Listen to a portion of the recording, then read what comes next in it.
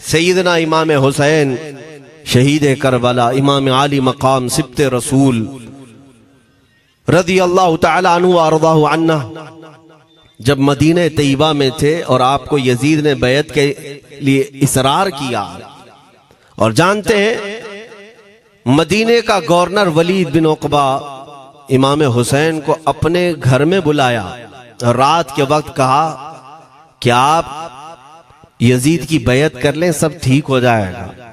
आपने एक तारीखी जुमला फरमाया था, आज वो सब मुसलमानों को याद होनी चाहिए।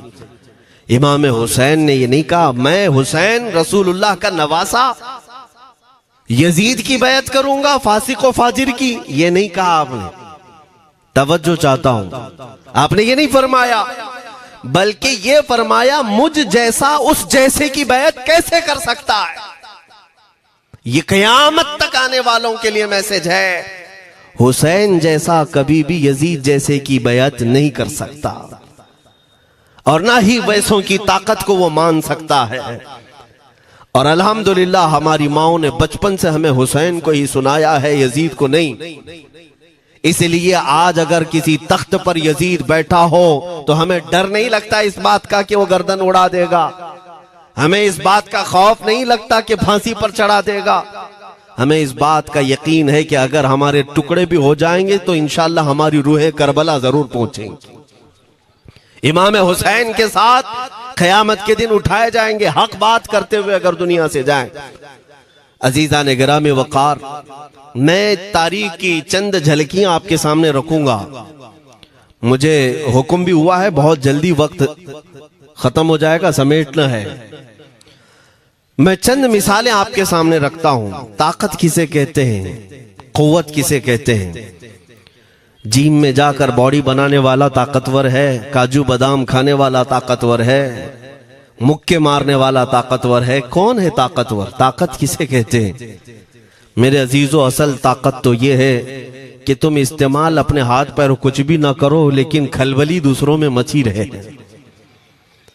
ये असल ताकत है, ये रब ताला की तरफ से दी हुई होती है इनाम में। वरना आप सोच सकते हैं कि हुसैन आजम के साथ जो लोग आए थे वो कुल काफिला कितना था। अलग अलग रिवायतें, इमाम हुसैन के साथ 135 लोग थे, बाज रिवायात में है 96 थे, 96 लोग थे, बाज रिवायत में 82 थे। शहीद होने वालों की तादाद 72 है। लेकिन इस बात पर अक्सर उलमा मुहद्दिसीन का ख्याल है कि 82 लोग थे, 82 लोग थे। 82 के मुकाबिल में कितने लोगों को आना चाहिए रास्ता रोकने के लिए? अगर किसी आम आदमी से भी पूछे तो डबल कर दो, ट्रिपल कर दो, 4 गुना ज्यादा कर दो। नहीं, 82 को रोकने के लिए पहले 1000 लोग आए, फिर वो 1000 के बाद 4000 प्लस आए, 5000 लोग सिर्फ 82 लोगों को रोकने के लिए आए रास्ता। फिर ये लोग 4 दिन तक रास्ता रोकते ही रहे, 5000 लोग मिलकर। 10वीं मुहर्रम होने से पहले पहले फिर तकरीबन 16000 लोग आए, यानी तकरीबन पूरे टोटल मिलाकर 22000 के करीब, 21000 समथिंग कुछ। 22000 की फौज क्या माने रखती है? किसको रोकने के लिए? 82 लोगों को। इसी से समझ में आता है असल ताकत किसे कहते हैं। ताकत इसी को कहते हैं कि उधर 3 दिन के भूखे और प्यासे हैं, उनके खीमों में साजो सामान भी नहीं, जंग के असबाब भी नहीं, और वो जंग की नीयत से भी नहीं गए। उसके बावजूद 22000 के सीनों में जो खलबली मची है, दुनिया इसी को समझ नहीं पा रही है। अगर दुनिया ये समझती है क्वांटिटी का नाम ताकत है तो हम उसको रद्द करते नहीं, क्वालिटी का नाम ताकत है। ईमान ये असल ताकत है। और एक तारीखी बात मैं आपके सामने रखता हूं। इमाम हुसैन का रास्ता रोकने के लिए सबसे पहले यजीद की फौज से जो शख्स आया था उसको हुर बिन यजीद कहते हैं। हुर बिन यजीद अर्रियाई 1000 का लश्कर लेकर के ये इमाम हुसैन का रास्ता रोकने आए। 2 दिन तक इधर उधर घुमाते रहा, और जब जब नमाजें होती रही, इमाम हुसैन मुसल्ला इमामत पर हैं और ये यजीदी इक्तिदा भी कर रहे हैं। हर जमात इमाम हुसैन के पीछे हो रही है। लेकिन मैं आपको बताता हूं 10वीं मुहर्रम से पहले इमाम हुसैन ने खुतबा दिया और यजीदियों से कहा, क्या तुम मेरी हैसियत को नहीं जानते? मैं फातिमा जहरा का बेटा हूं, हैदर कर्रार का नूर नजर हूं, रसूलुल्लाह का नवासा हूं। मेरी निस्बतें क्या तुम्हें नहीं मालूम? तुम मेरे खून से अपने हाथों को न रंगो। मैं तुम्हारे पास ऑप्शन रखता हूं, मैं इस रास्ते से अपने वापस मदीने की तरफ जाता हूं या किसी साहिल की तरफ या दिमश्क जाऊंगा। जंग करना नहीं चाहता तुमसे। ये 3 ऑप्शन जब इमाम हुसैन ने रखा तो यजीदियों ने एक को भी कबूल नहीं किया। वो जंग करना ही चाहते थे, इमाम हुसैन के खून के साथ खेलना ही चाहते थे। लेकिन जो हुर बिन यजीद है, तवज्जो चाहता हूं, जो खुद इमाम हुसैन का रास्ता रोकने के लिए आया, उसके दिल में ये बात आई और उसने आकर के 10वीं मुहर्रम को यजीदियों से कहा, मियां मान लो हुसैन की बात, 3 में से कोई एक बात मान लो, हम जंग नहीं करना चाहते, वो रसूलुल्लाह के बेटे ही तो हैं। तो सारे जो सिपह सालार बड़े बड़े थे, अम्र बिन साद, शिमर वगैरह, हुर बिन यजीद से कहने लगे, तुझे कौन कहता है फैसला करने के लिए? तू सिपाही है, 1000 की नफरी तेरे साथ दी गई है, बस अगर तुझे हमारे साथ रहना है तो मैदान में जमा रह, वरना चला जा, तू सुलह की बातें मत कर। हुर बिन यजीद उसी दिन 10वीं मुहर्रम को उन यजीदियों से कहता, अच्छा अगर तुम मेरे इस बात को नहीं मानते तो तुम्हारी सिपह सालारी तुम्हें मुबारक, मैं हुसैन के खीमे में जा रहा हूं। जो यजीद की तरफ से आया था वो किधर चला गया? मौला हुसैन के खीमे में। कब? सिर्फ 10वीं मुहर्रम, एक रिवायत में 9वीं मुहर्रम को, एक दिन पहले इमाम हुसैन के खीमे में आया, दस्तबोसी की, माफी मांगी और इमाम हुसैन ने कहा, अब तुम जा सकते हो अपने घर। हुर बिन यजीद ने कहा, मैं उस वक्त तक अब आपका साथ नहीं छोड़ूंगा जब तक मेरे जिस्म में आखिरी सांस बाकी रहे, मैं आपके साथ रहूंगा। अब इमाम हुसैन की वफादारी में आने वाला कौन था? इसलिए मैं आपको एक चीज दे जाता हूं मेरे अजीजों, अल्लाह अज़्ज़ वजल की कुदरत के फैसले हैं, वो जब चाहता है कहीं से भी किसी को हिदायत अता फरमाता है।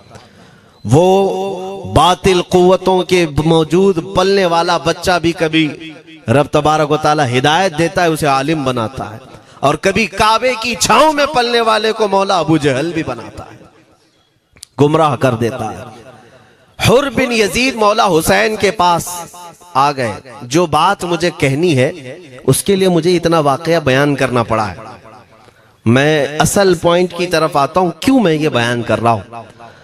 जब 10वीं मुहर्रम को जंग शुरू हुई, अम्र बिन साद ने तीर चलाया, तो जानते हैं खीमा हुसैन की तरफ से सबसे पहले मैदान में उतरने वाला यही हुर बिन यजीद ही, यही उतरे अपने घोड़े पर सवार होकर उन्हीं यजीदियों से लड़ने के लिए जिनकी फौज में ये आए थे, उनके मुकाबले में लड़ने के लिए गए।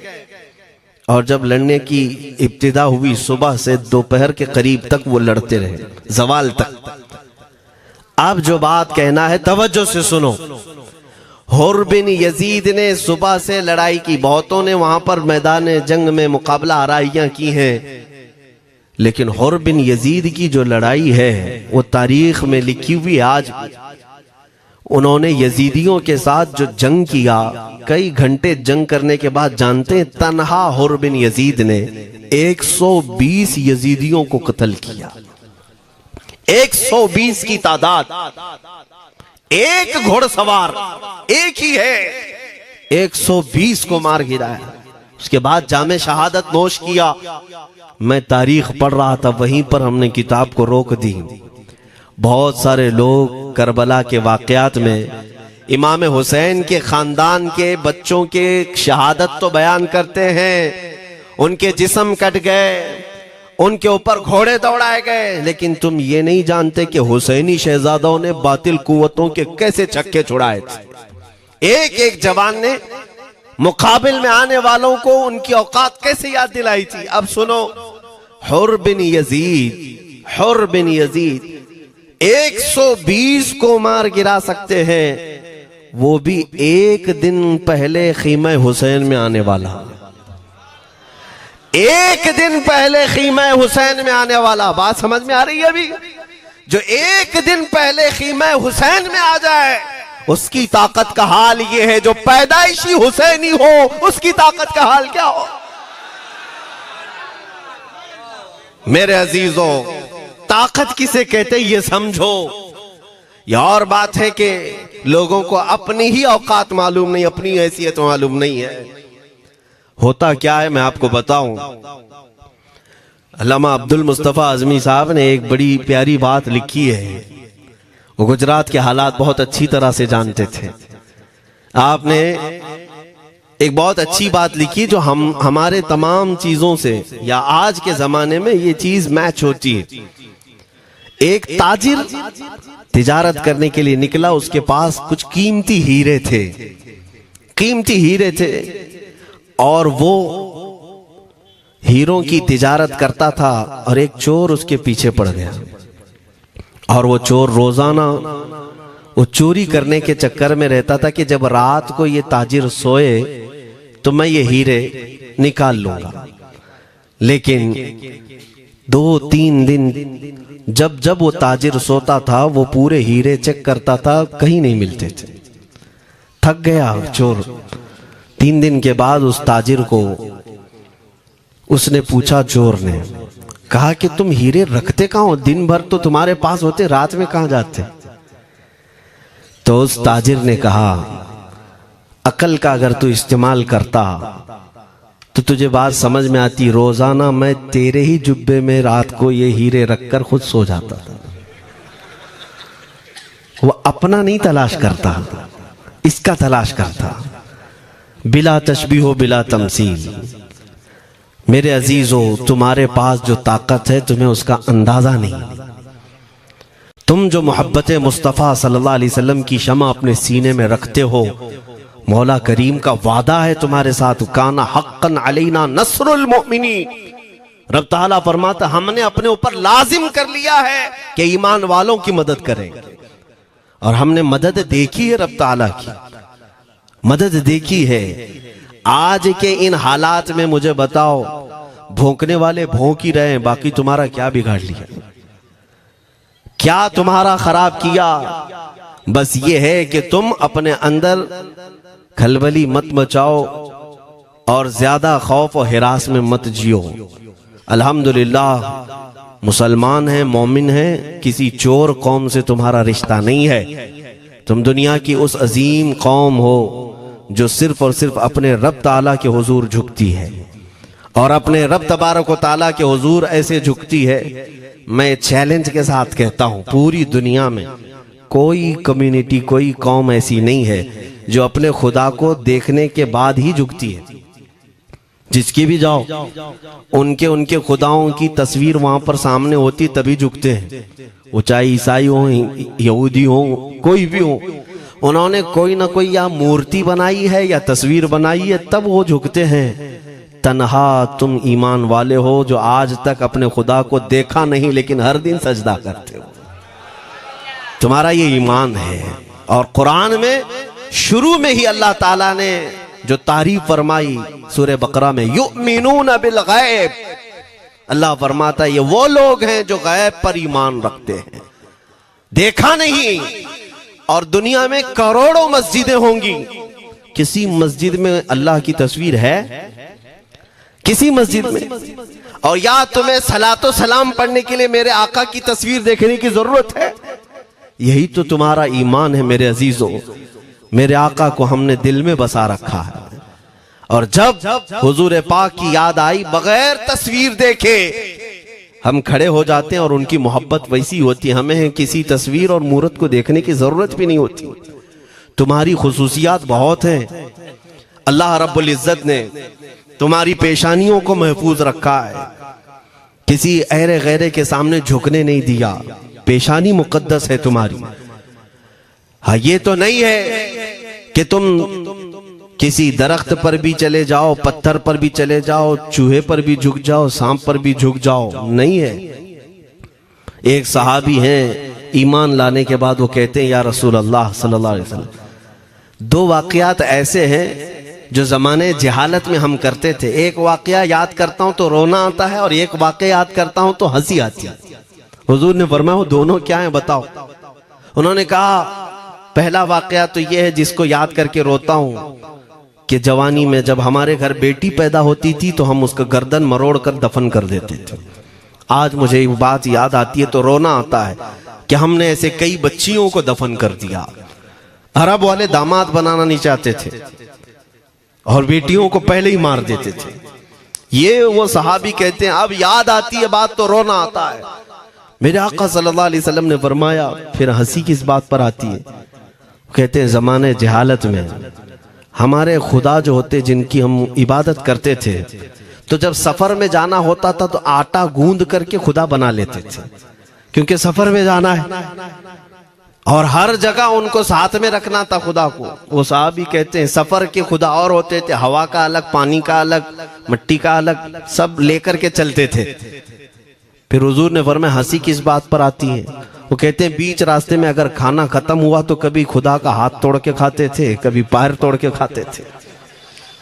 अरे मेरे अजीजों 1400 साल बाद आज जब आप हंस रहे हैं उस सहाबी को तो इस बात पर हंसी आती होगी। मैं ये बात सिर्फ इसलिए अर्ज कर रहा हूं कि शुक्र मनाओ अल्लाह रब्बुल इज्जत का कि तुम्हें रब तबारक व तआला ने उस कौम में पैदा किया है जिसका माथा सिर्फ वहदहू ला शरीक की बारगाह में झुकती है। तुम ईमान वाले हो। और मैंने आयत यही तिलावत की खुतबे में, वला तहीनु वला तहज़नु व अंतुमुल अअलौना इन कुंतुम मुमिनीन। घबराओ मत, परेशान मत हो, तुम सबसे ज्यादा सरबुलंद रहोगे अगर तुम ईमान वाले हो। ये कुरान की आयत है। ईमान किसे कहते हैं? ईमान किसे कहते हैं? यानी अल्लाह ने फरमाया अगर तुम ईमान वाले हो तो सबसे ज्यादा कामयाब हो। अब हम पूछते हैं रसूल पाक से ईमान किसे कहते हैं? मेरे आका की जुबान से सुनो, ला युमिनु अहदुकुम हत्ता अकूना अहब्बा इलैहि मिन वालिदिही व वलदिही वन्नासी अजमईन। हजरत अनस से रिवायत है, हुजूर पाक सल्लल्लाहु अलैहि वसल्लम फरमाते हैं तुम में से उस वक्त तक कोई कामिल ईमान वाला नहीं हो सकता जब तक अपने वालिदैन, अपने बच्चे, अपने और सारे इंसानों से ज्यादा मैं उसके नजदीक महबूब ना बन जाऊं। हुजूर से कामिल मोहब्बत जब तक ना करोगे तब तक ईमान भी कामिल नहीं है। खुलासा कलाम यही है कि मोहम्मद से वफा तूने तो हम तेरे हैं, ये जहां चीज है क्या लौह कलम तेरे हैं। बस इसी बात पर आपको आना है। इकबाल भी ये कहता है मैं जर्मनी गया, यूरोप का सफर किया, वहां की तरक्कियों को देखा और वो लोग बहुत आगे बढ़ रहे थे। मैं इसीलिए सफर किया कि मैं वहां तहकीक करके आऊं, देखूं, अपनी कौम को आकर के मैं बताऊं मुसलमानों को कि किस फील्ड में तुम जाओगे तो कामयाब होंगे। साइंस में, फिजिक्स में, ज्योग्राफी में, केमिस्ट्री में, मैथ्स में, कौन सी फील्ड में तुम जाओगे तो ज्यादा माहिर होगे। कई साल इकबाल ने वहां की खाक छानी, तहकीकात किया और वापस जब आया अपनी कौम की तरफ, अल्लामा इकबाल कहते हैं मैं सारी दुनिया वहां की यूरोप की छान करके आया, यही देखने गया था कि मेरी कौम किस मैदान में उतरे तो कामयाब होगी। तो लोगों ने पूछा क्या वो तुम्हें राज मिल गया? वो कहते हाँ मुझे राज मिल गया। लोगों ने पूछा किस मैदान में उतरे? तो इकबाल कहता है मैं तो राज को पहुंचा, अपनी कौम को बताता हूं तुम्हारी तरक्की का राज सिर्फ इतना ही है कि मोहम्मद से वफा तूने, कि मोहम्मद से वफा तूने तो हम तेरे हैं। ये जहां चीज है क्या लौह कलम तेरे हैं।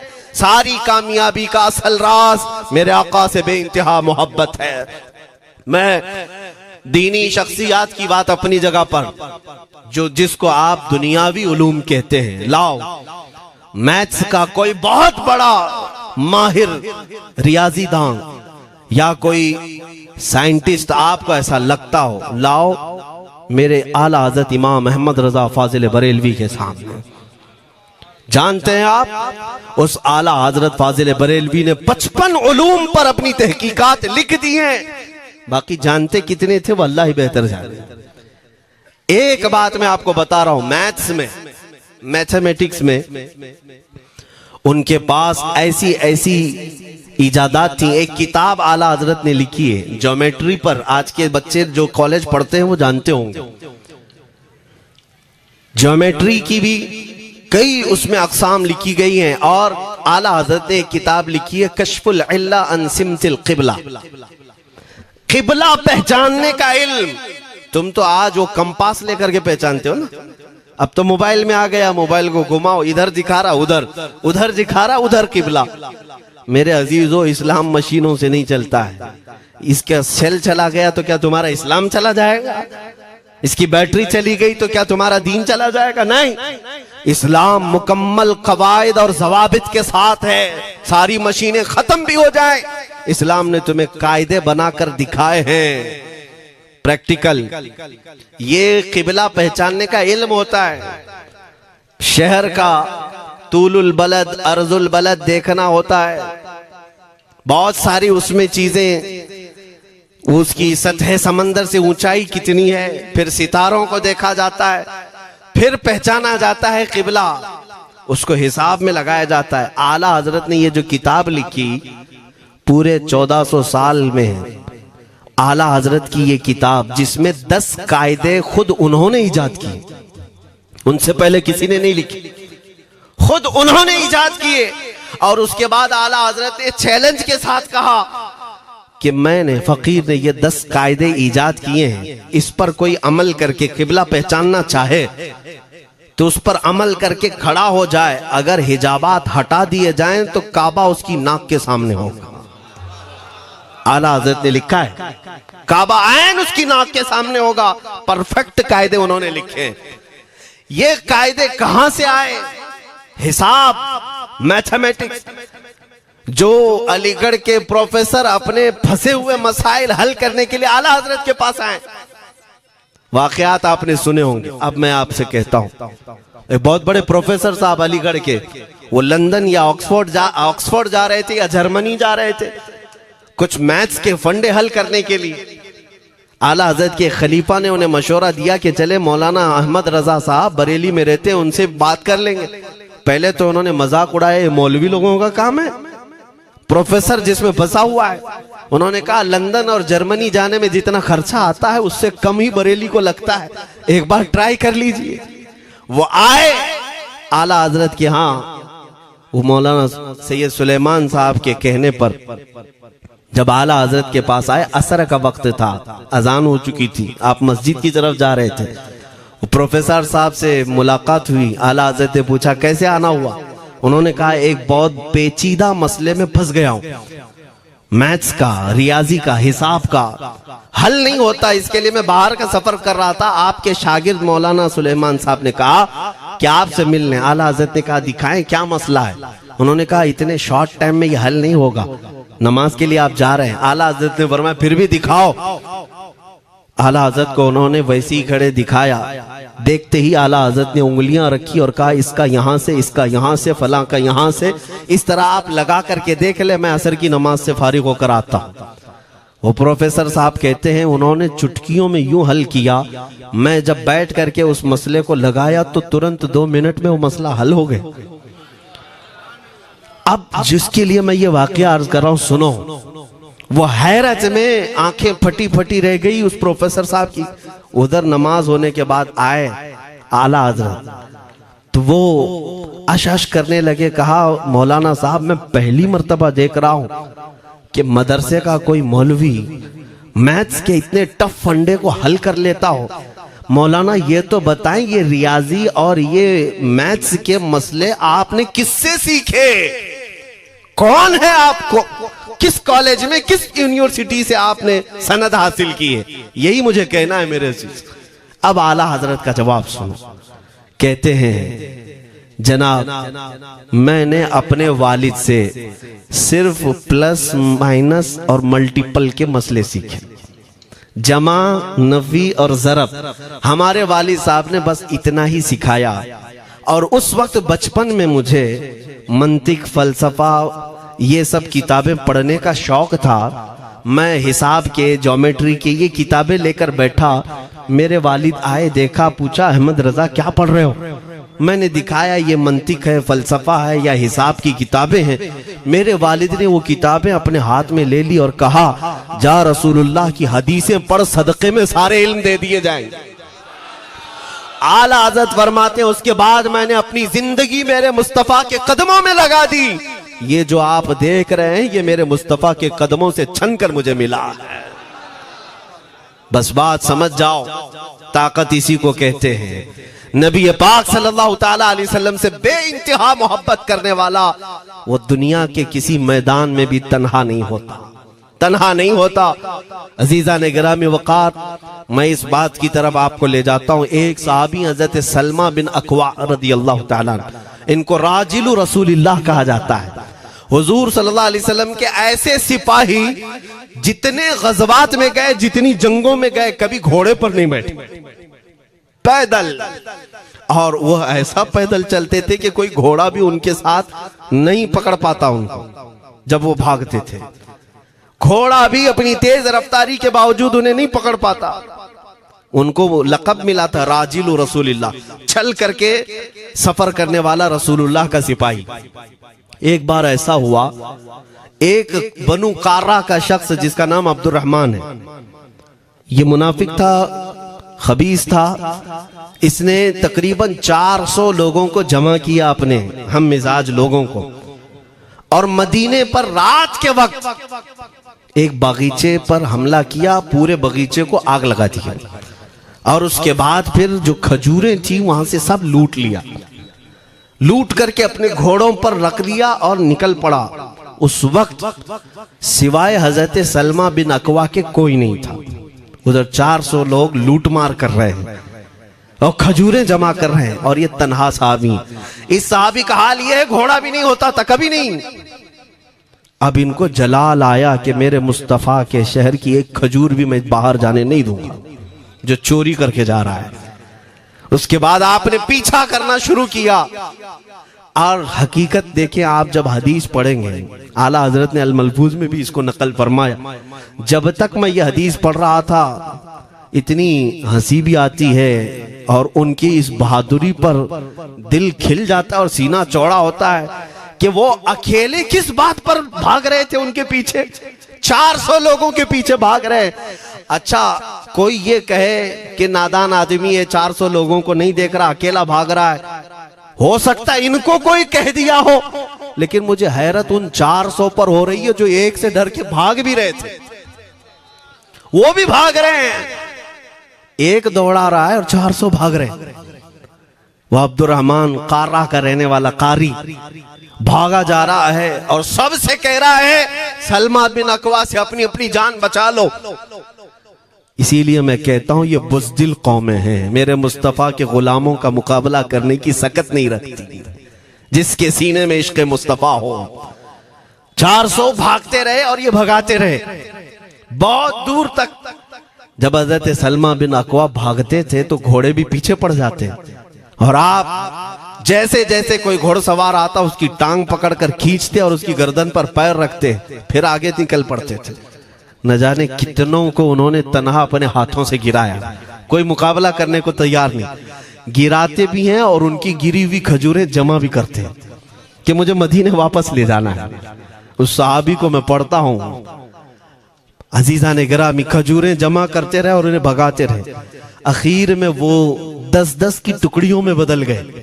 वो अब्दुर्रहमान कार्रा का रहने वाला कहने लगा, एक साथ मत भागो, ये अकेले सबको भगा रहा है, 10 इधर जाओ, 10 उधर जाओ, 10 उधर जाओ।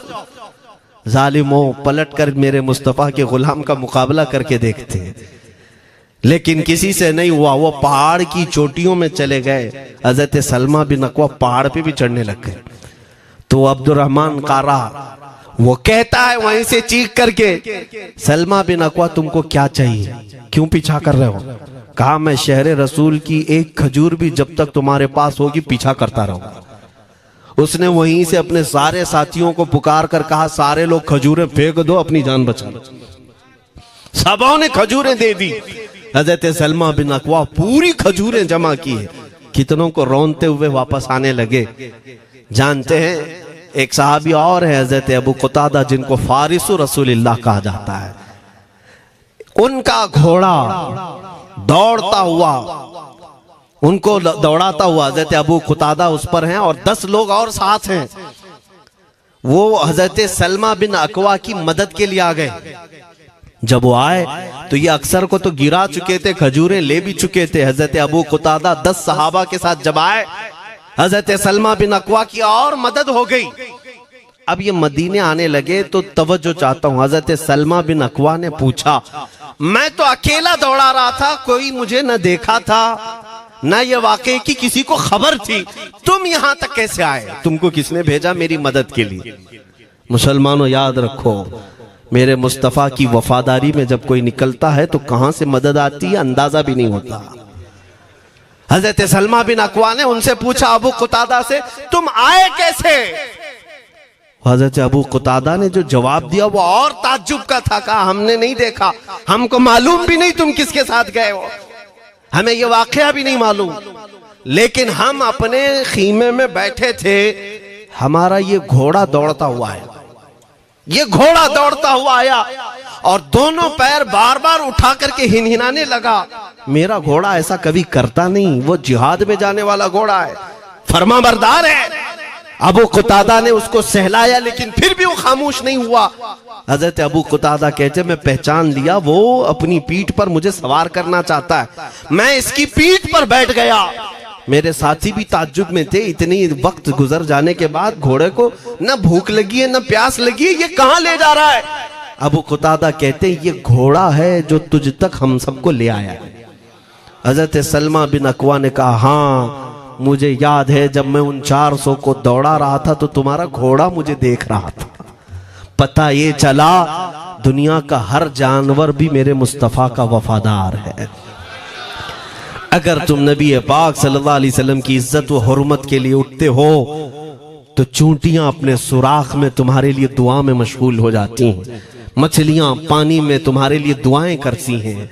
अजीज़ान गिरामी वक़ार, आज मैं अपने जुमलों को समेटते हुए ये बात कहता हूँ, धोराजी की सरजमीन मैंने कभी सुना नहीं या कभी आपसे मुलाकात नहीं की, लेकिन इतना बड़ा मजमा हमें जो सुनने के लिए बैठा है, लोग मुसाफे के लिए आए, फूल हार पेश किए, टूट पड़ते हैं मुलाकातों के लिए। मैं अक्सर जलसों में भी और अपने प्रोग्रामों में ये कहता हूँ, मुझे जो आप इज्जत की निगाह से देखते हैं या मिलना चाहते हैं या देखना चाहते हैं या सुनना चाहते हैं, तो वो इसलिए नहीं है कि किसी बाप का, बड़े बाप का बेटा है या किसी सियासी पार्टी का नेता है। आपकी जो मोहब्बत है वो सिर्फ इसलिए है, ये नाज ये अंदाज हमारे नहीं होते, झोली में अगर टुकड़े तुम्हारे नहीं होते, या रसूल अल्लाह, जब तक के मदीने से इशारे नहीं होते, रोशन मेरी किस्मत के सितारे नहीं होते। जो कुछ भी इज्जत मिली है हमें आज, वो किसी और सलाहियत की वजह से नहीं।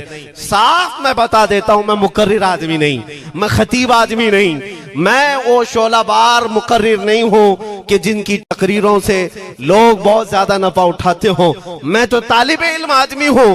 मेरे आका सल्लल्लाहु ताला अलैहि वसल्लम के लिए इतनी वफा करना जानता हूं कि मैंने यह अहद कर लिया है, मेरे जिस्म में जब तक खून बाकी रहेगा, एक भी सालिम कुत्ता मेरे आका की तरफ उंगली भी उठाए, हम अपनी गर्दन भी निछावर करने को तैयार रहेंगे। मेरे आका सल्लल्लाहु ताला अलैहि वसल्लम के लिए कुर्बानी का जज्बा है, इसलिए मेरे आका ने ये इज्जत अता की है। फिर मुझे ये कहने का हक भी है, जब तक बिके न थे तो कोई पूछता न था, या रसूल अल्लाह तुमने खरीद कर हमें अनमोल कर दिया।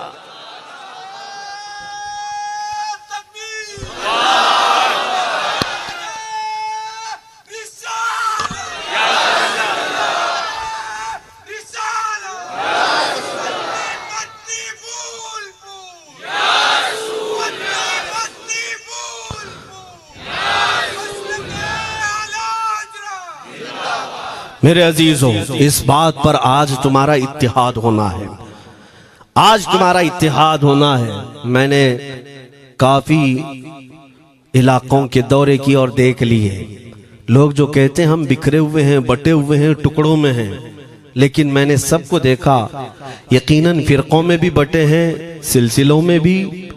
हालांकि सिलसिलों में इख्तिलाफ होना नहीं चाहिए, जो सलासिल हक्का हैं वो सब मदीने तैयबा की नहरें हैं, इख्तिलाफात नहीं, लेकिन उसके बावजूद बटे हुए लोग हैं। एक दूसरे से मुसाफा नहीं करना चाहते, एक दूसरे के पीछे नमाजें नहीं पढ़ना चाहते, जो खाली सुन्नी होकर भी, ईमान वाले होकर के भी। मैं बहुतों से ये शिकायतें सुना कि हम में बहुत सारे इख्तिलाफात हैं, लेकिन इसका हल तकरीरें हैं, तहरीरें हैं, लोगों को समझाना है, इस्लाह करना है, सब करके देख लिया। लेकिन एक बात मैंने खुद प्रैक्टिकल देख लिया कि 1000 टुकड़ों में क्यों ना बटे हों, लेकिन मेरे मुस्तफ़ा का नाम आ जाए तो हर कोई मुत्तहिद नजर आता है। ये हमने देख लिया है, ये हमने देख लिया है। किसी भी पीर से बैत क्यों ना हो, मैं दूसरों की बात नहीं करता, लेकिन मैंने पूरे हिंदुस्तान के कोने कोने में देखा है जाकर के, किसी भी सुन्नी सहीहुल अकीदा पीर से बैत क्यों ना हो, अगरचे उसके आपस के झगड़े हों, लेकिन हमने एक मजमे में मुझे सुनने वालों को, ऐसे इख्तिलाफ वालों को भी देखा, दोनों सुन रहे हैं, लेकिन जब हमने पूछा मेरे मुस्तफा करीम की इज्जत पर बात आए तो तुम में से कौन खड़ा हो सकता है, हर इख्तिलाफ रखने वाला भी ये कहता है या रसूल अल्लाह, ये जिस्म भी तुम्हारा, ये जान भी तुम्हारी, करूं तेरे नाम पे जान फिदा, न बस एक जान दो जहां फिदा, दो जहां से भी नहीं जी भरा, करूं क्या करोड़ों जहां नहीं। ये हर एक का नारा है। इससे पता ये चला कि आज तुम सबको अगर कोई चीज जोड़ सकती है तो नाम मोहम्मद है, मेरे मुस्तफा करीम सल्लल्लाहु अलैहि वसल्लम की मोहब्बत है। गुंबदे खजरा की छांव में सबको जमा करो, इंशाअल्लाह अजीज इत्तिहाद बरकरार रहेगा। असल की तरफ नजर रखो, बादशाह की तरफ नजर रखो। बाकी जितने वली हैं, जितने पीर हैं, सब वजीर हैं, सब वजीर हैं। बादशाह सिर्फ मेरा मुस्तफा है। नबी पाक सल्लल्लाहु ताला अलैहि वसल्लम को हम शहंशाह तस्लीम करते हैं। लिहाजा अगर बादशाह की तरफ नजर होगी तो तुम्हें शैतान ये इस तरह की लड़ाइयों में नहीं रखेगा, वो कामयाब नहीं हो सकेगा। तुम सबका मिशन अगर मेरे मुस्तफा की इज्जत और उनकी नामूस हो जाए, हुजूर अकरम सल्लल्लाहु ताला अलैहि वसल्लम की तरफ हमने देखा है बड़े बड़े इख्तिलाफात खत्म हो जाते हैं। हजरत अबू जर गिफारी, हजरत बिलाल हबशी, दोनों में झगड़ा हो गया था, तकरार हुई। हजरत अबू जर गिफारी ने सिर्फ हजरत बिलाल को गुस्से में आकर कहा, काली औरत के बेटे, या इब्न उम्मी सौदा।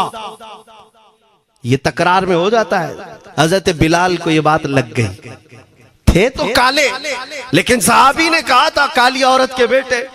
हुजूर के पास जाकर अर्ज किया, या रसूल अल्लाह, अबू जर ने मुझे आज यूं कहा, अबू जर ने मुझे आज यूं कहा, काली औरत के बेटे। मेरे आका सल्लल्लाहु अलैहि वसल्लम को जला लाया, बाहर आए, बुलाया, अबू जर कहां है? आए। हुजूर पाक ने उनको मुखातिब करके सिर्फ इतना फरमाया, अफीकल जाहिलिया, अभी तक तुम्हारे अंदर पुरानी जाहिलियत बाकी है? 3 बार पूछा और उसके बाद मेरे आका चले गए, कुछ नहीं फरमाया। पुराने जमाने की काफिरों की जाहिलियत अभी बाकी है, जो माँ के नाम से लोगों को गालियां देते या पुकारते थे।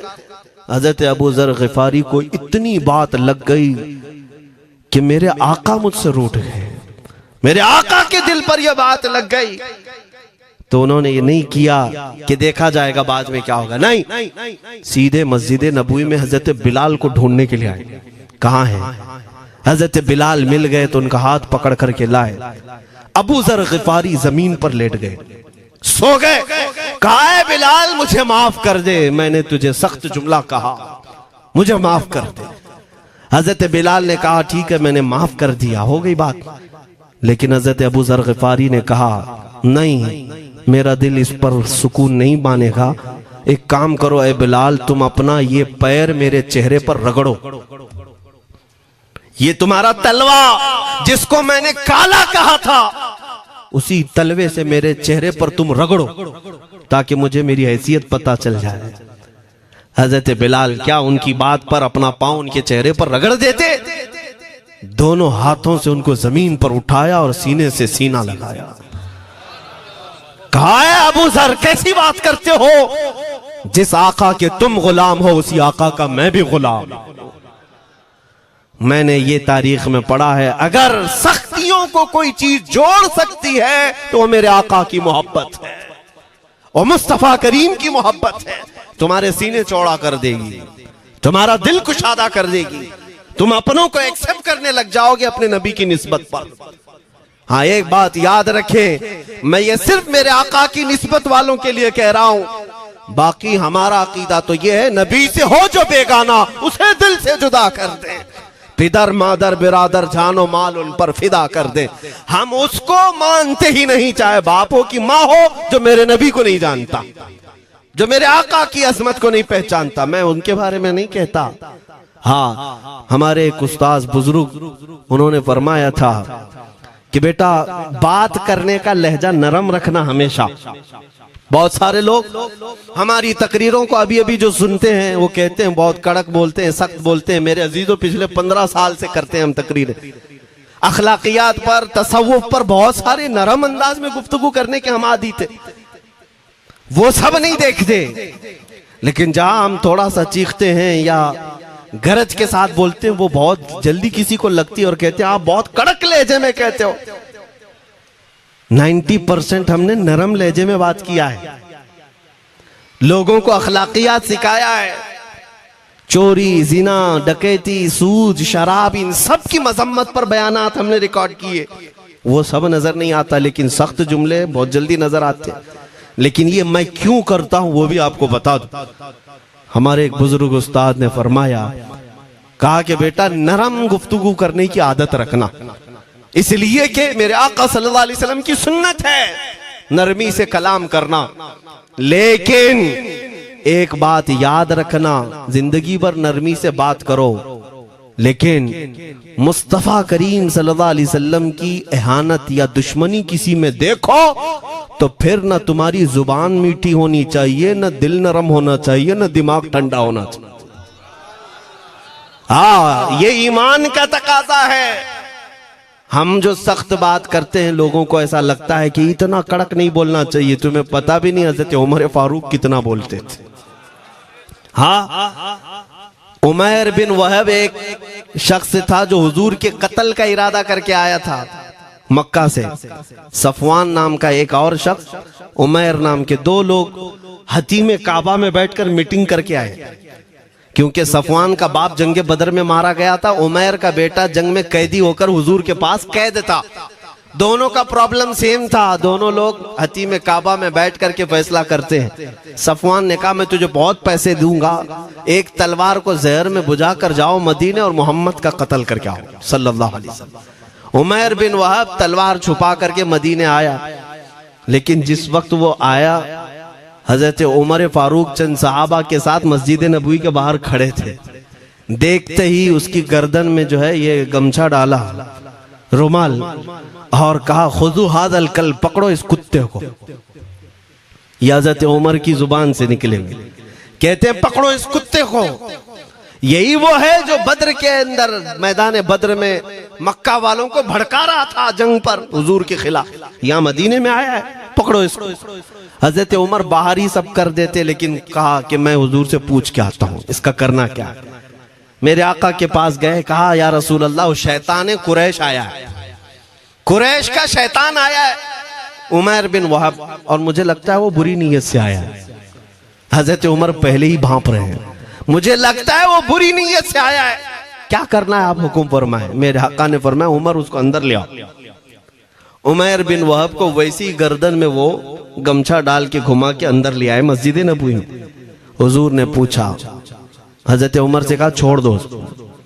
जब अंदर आया तो पूछा हुजूर ने, क्यों आए उमैर? अब वो झूठ बोलने लगा, कहा मेरा बेटा आपके पास कैदी है, खैर खैरियत पूछने के लिए आए और क्या है। मेरे आका ने फरमाया सच सच बताओ क्यों आए हो। उसने फिर कहा मैं अपने बेटे की खैरियत मालूम करने आया हूं, और क्यों आया हूं। हुजूर ने फरमाया खैरियत मालूम करने आए तो तलवार लेके क्यों आए हो। उसने तलवार दिखाने के लिए फेंक दिया, कहा इस तलवार का क्या होना है। तलवार तो हमारे पास बद्र में भी थी, लेकिन पता आप ही के साथ थी। बड़ी बड़ी बातें करने लगा। मेरे आका को जलाल आया और कहा उमैर वो बात क्यों नहीं बोलते जो तुम सफवान के साथ काबा के हतीम में बैठकर करके आए हो। मदीने में बैठा रसूल खाने काबा में होने वाली गुफ्तगू को सुन रहा है। दूर और नजदीक के सुनने वाले वो काने लाले करामत पे लाखों सलाम। ये हदीस मौजूद है, सही हदीस है। इसी हदीस के तर्जुमानी करते हुए हम तो ये अकीदा रख ही सकते हैं ना, हम यहाँ से पुकारें वो वहां से सुने, मुस्तफा की समाअत पे।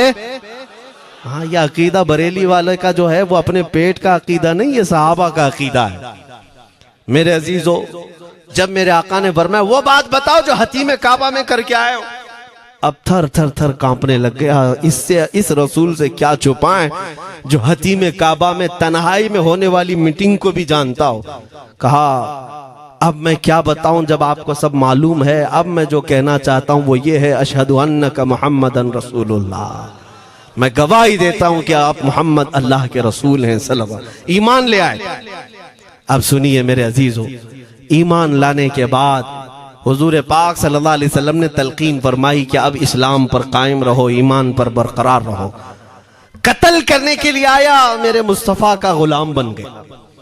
अब उसके बाद हजरत उमर क्या कहते हैं, हजरत उमर जो गमछा गले में डाल के अंदर लाए थे, अब गले में हाथ डालकर बाहर ले जाते हैं। और बाहर जो साथी खड़े थे उन सबको मुखातिब करके कहते हैं, लोगों सुनो। हजरत उमर के अल्फाज सुने, कहते हैं थोड़ी देर पहले ये जो शख्स तुम देख रहे हो, मुझे खिंजीर इससे अच्छा लगता था।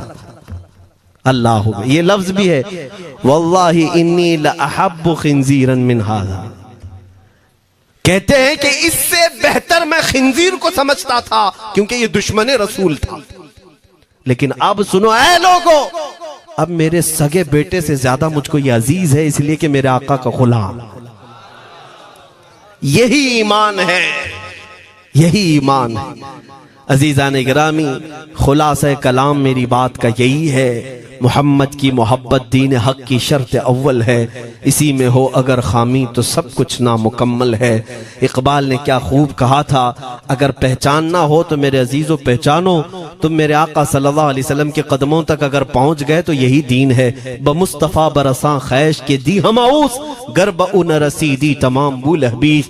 अपने आप को हुजूर तक पहुंचा दो, इसी का नाम दीन है। और अगर वहां तक नहीं पहुंच सके, जिंदगी पूरी अबू लहब की तरह है। हो ना ये फूल तो बुलबुल का तरन्नुम भी ना हो, चमने दहर में कलियों का तबस्सुम भी ना हो ना ये साकी तो मैं भी ना हो, खुम भी ना हो, बस में तौहीद दुनिया में ना हो, तुम भी ना हो। या रसूल अल्लाह, खीमा अफलाक का इस्तादा उसी नाम से है, नबज़ हस्ती तपश आमादा उसी नाम से है। दश्त में दामने कोहसार में मैदान में है, बहर में मौज की आगोश में तूफान में है, चीन के शहर मराकश के बयाबान में है, और पोशीदा हर मुसलमान के ईमान में है।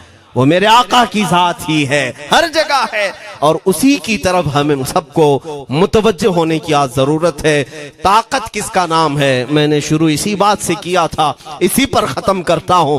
ताकत और कुव्वत सिर्फ बॉडी बनाने को नहीं कहते, ताकत और कुव्वत सिर्फ और सिर्फ काजू बादाम खाने को नहीं कहते। ताकत और कुव्वत उसके अंदर है जो देखने को अगरचे कमजोर लगता हो, लेकिन दुश्मनों के सीने उसकी याद से ही आज भी खलबली मच जाती हो। हमने देखा है 100 साल पहले की बात, आला हज़रत इमाम अहले सुन्नत फाजिल बरेलवी इमाम अहमद रजा खां, नाम तो हर बच्चा जानता है आज, और अपनों से ज्यादा गैर भी जानते हैं और थरथराते भी हैं। लेकिन क्या कभी तुमने आला हजरत की सीरत में यह पढ़ा कि उनका जिस्म कैसा था? उनका जिस्म कैसा था? बहुत लहीम शहीम, चौड़े सीने वाले, बड़े बाल वाले, ऊंचे चेहरे वाले? नहीं मेरे अजीजों, तारीख में आप पढ़ोगे आला हजरत कसरत से लिखने की वजह से, कसरत से इबादत की वजह से, जिस्मानी एतबार से बड़े दुबले पतले थे, बड़े दुबले पतले थे। लोग देखने वालों ने यह कहा है, जिस्मानी साख्त ऐसी नहीं थी कि कोई पहलवान नजर आता हो, दुबले पतले थे, नहीफ थे, देखने में कमजोर लगते थे।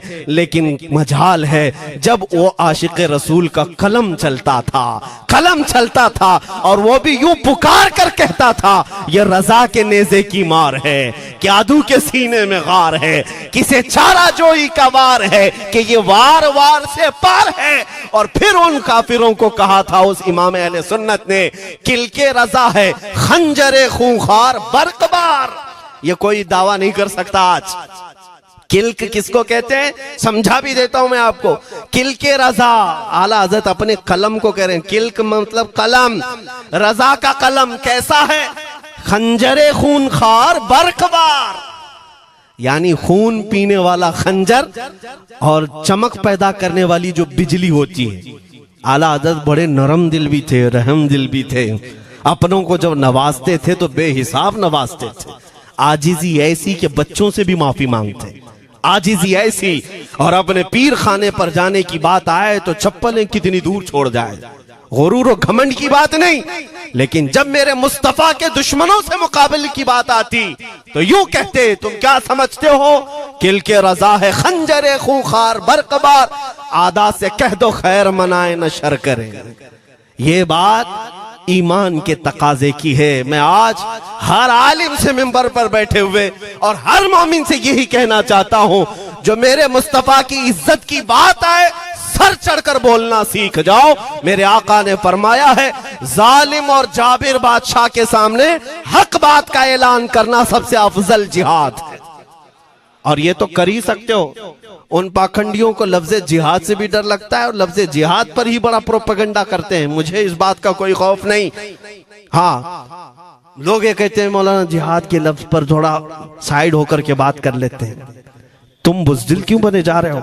लफ्ज़े जिहाद एक पाकीज़ा लफ्ज है, मुकद्दस लफ्ज है। इस लफ्ज को अगर निकाल दिया तो मेरे आका की आधी सीरत खत्म हो जाएगी। कैसे बताओगे नबी पाक की सीरत? बदर को क्या कहोगे? तकरार हुई थी। खंदक, ओहद, तबूक, खैबर, ताइफ, ये सब को क्या कहोगे? तकरार हुई थी। जिहाद लफ्ज है, सेल्फ डिफेंस का नाम है।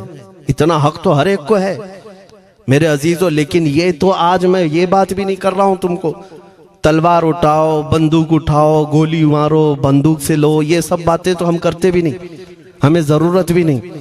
लेकिन हमें पता है हमारे अल्फाज ही काफी हैं। मेरे आका सल्लल्लाहु ताला अलैहि वसल्लम की मोहब्बत जिसके सीने में हो, मेरे आका ने जब ये फरमाया है कि हक बात का ऐलान करना सबसे अफजल जिहाद है, तो इस पर तो हर कोई आज अमल कर सकता है।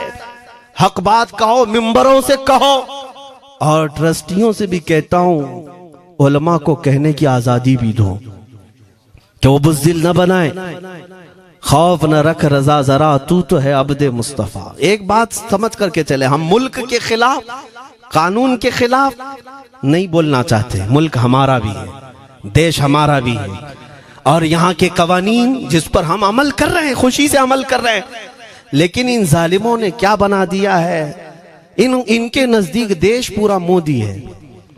हाँ, इन साहब के बारे में मत बोलो, वो देश है। कल को अगर नहीं रहे तो देश चला जाएगा।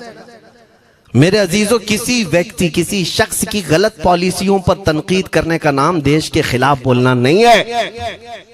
हम अपने देश से मोहब्बत ऐसी करते हैं, ऐसी करते हैं। आज भी आजादी का दिन है ना, आजादी का दिन है। ये लगे हाथों ये बात कह करके गुजरता हूं। आज भी जाकर के देखें, इंडिया गेट पर सबसे ज्यादा शहीदों के नाम जो लिखे गए हैं वो मुसलमानों के हैं। इनको क्या पता है 1857 से जो अंग्रेजों के खिलाफ लड़ रहे थे, ये लड़ रहे थे। आजादी का परचम सबसे पहले बुलंद करने वाला कोई संगी नहीं था, वो शहीद टीपू सुल्तान था। सबसे पहले तोपमैन हिंदुस्तान का, अंग्रेजों के खिलाफ आवाज बुलंद करने वाला। पूरे अंग्रेज उसके खिलाफ खड़े थे। इनको आज बोलने की तौफीक भी नहीं मिलती। और उसके अलावा वो उलमा की बात कहां चली गई आज? अंग्रेज तारीखदान ने लिखा है कि सबसे ज्यादा हमें खतरा हिंदुस्तान में मुसलमानों से था, और हमने दिल्ली से लेकर कश्मीर तक कोई एक झाड़, कोई एक दरख्त बाकी नहीं था जिसमें हमने एक आलिम को लटकाया नहीं था फांसी पर। जिनकी तादाद गिनी गई है तो तकरीबन 26,000 उलमा को इन्होंने फांसी दी थी, दिल्ली से लेकर कश्मीर तक। मुझे बताओ, जजीरा अंडमान निकोबार में किसको भेजा इन्होंने? मौलाना फजल हक खैराबादी, इनायत अहमद काकोरवी, ये तमाम वो लोग हैं। अल्लामा इनायत अहमद काकोरवी, जिनकी किताब आज तकरीबन हर मदरसे में पढ़ाई जाती है, इल्म उस्सिक़ा। ये किताब यहाँ चटाई पर बैठकर लिखी हुई नहीं, उस जेल की दीवारों पर लिखी हुई किताब। उसको पढ़ करके आज बच्चे आलिम बनते, हम भी पढ़े। ये वो लोग हैं जिनको सिर्फ और सिर्फ हक बात कहने की बुनियाद पर जिंदगी भर जेल में डाल दिया गया। आज ढूंढ करके निकालो मौलाना फजल हक खैराबादी का मजार कहाँ है, और अंडमान निकोबार में। जहां काला पानी की सजा दी जाती थी। किफायत अली काफी का नाम सुना है मेरे अजीजों? ये नाम का जिक्र आना तो हक बनता है आज की रात जरूर। मुरादाबाद शहर का वो आलिम रब्बानी, वो सिर्फ और सिर्फ मुजाहिद आजादी नहीं बल्कि फना फिर रसूल भी था। आप इसी से अंदाजा लगा लें, आला हजरत जैसा आशिक, हदायके बख्शिश लिखने वाला। आला हजरत के अशार तो पता है ना, इमामुल कलाम कहते हैं। आला हजरत की नातों को इमामुल कलाम कहते हैं। सारे कलामों का इमाम आला हजरत की नाते हैं। पढ़ करके देख लो, वजद आ जाए हुजूर की नाते। लेकिन उस आला हजरत से पूछा गया, आप किसकी नाते पसंद करते हैं? आला हजरत फरमाते हैं, मैं सिर्फ दो ही लोगों की नाते सुनता हूं, या तो हसन रजा बरेलवी की या अल्लामा किफायत अली काफी की। आला हजरत जिसकी नाते सुनते हो, इसी से अंदाजा कर सकते हो किफायत अली काफी कौन थे।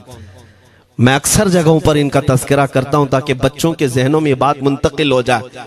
अब मैं आपको बताऊं, उनकी जुबान में अल्लाह ने वो ताकत दी थी कि वो जब इश्क रसूल पर बोलते थे तो हजारों का मजमा रोने लगता था, उनकी तरफ आ जाते। और अंग्रेजों को ये बात कतान पसंद नहीं थी।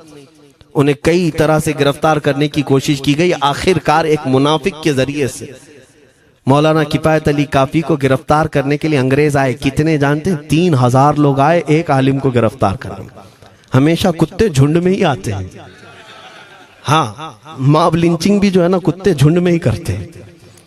किफायत अली काफी रहमतुल्लाह अलैह को गिरफ्तार करके ले गए दारुल इमारत में। अंग्रेजों ने रात के वक्त किफायत अली काफी के कपड़े खोले और उनके जिस्म पर गर्म स्त्री फेरी। स्त्री से पूरा दागते थे और जब चमड़ी जल जाती थी तो उस पर नमक छिड़कते थे। हफ्ता भर तक अल्लामा किफायत अली काफी को उन्होंने ये दर्दनाक सजाएं दी। बीच में कई मर्तबा उनको सामने ऑफर रखा, तुम बदल लो अपनी बातें, छोड़ दो अपनी इस कौम को वरगलाना, छोड़ दो ये सब जो तुम तकरीरें करते हो, हम अपने हुकूमत में तुम्हें ले लेंगे, वजीफा भी देंगे, ओहदा भी देंगे। किफायत अली काफी रहमतुल्लाह अलैह ने फरमाया, तुम गलत जगह हाथ मारे हो। हाँ, ये वो जगह नहीं है जहां से 500 पाउंड लेकर के कौवा भी हलाल कर दिया जाए, हर चीज जो है तुम्हारे हिसाब की बना दी जाए। ये वो जगह नहीं है। किफायत अली काफी रहमतुल्लाह अलैह ने कहा, मेरा दीन इतना सस्ता नहीं है, इतना सस्ता नहीं है। उसके बाद उन्होंने कहा, तो फिर तुम मरने के लिए तैयार रहो। कहा, खुशी से। 8 दिन के बाद उनको एक चौराहे पर ले जाकर फांसी का फंदा लगाया गया और पूरे मजमे में आपको फांसी के लिए चढ़ाया गया। अंग्रेजों ने पूछा था, कोई आखिरी वसीयत है तुम्हारी, कोई आखिरी ख्वाहिश है तो बता दो लोगों में। फांसी पर चढ़ने वाला ये कहता होगा, मेरी बीवी से मिल लूं, बच्चों से मिल लूं, जायदाद प्रॉपर्टी की वसीयत कर दूं, मेरे बाद कौन बैठेगा वो कह दूं। लेकिन किफायत अली काफी की बात पर कुर्बान जाओ। उस भरे मजमे में कहते, हाँ मेरी आखिरी ख्वाहिश एक ही है, एक बार नाते रसूल पढ़ लो। अल्लाह अल्लाह, एक बार नाते रसूल पढ़ लो। उन्होंने कहा, ठीक है, तुम्हारी इस ख्वाहिश का हम अदब करते हैं, कर लो। किफायत अली काफी रहमतुल्लाह अलैह फांसी के फंदे पर चढ़ने से पहले क्या मगन होकर के गुनगुना रहे थे। यूं कह रहे थे, कोई गुल बाकी रहेगा न चमन रह जाएगा, पर रसूलुल्लाह का दीने हसन रह जाएगा। अतलसो कम ख्वाब की पोशाक पे नाजा न हो, इस तने बे जान पर खाकी कफन रह जाएगा। सब फना हो जाएंगे हश्र तक काफी, वो लेकिन नाम हजरत का जुबानों पर सुखन रह जाएगा। ये नाते पाक गुनगुनाते हुए चढ़ गए फांसी के फंदे पर। लोगों ने देखा, फांसी तो लगी लेकिन लबों पर उसी तरह की मुस्कुराहट थी। क्यों? ये राज है मेरे अजीजों, मरने वाला ही जानता है। फंदा बाद में लगता है, आमिना का लाल पहले तशरीफ लाता है। मौत का दर्द उसे क्या होगा जो जमाले मुस्तफा देख रहा हो, मेरे आका सल्लल्लाहु ताला अलैहि वसल्लम की तरफ महव हो।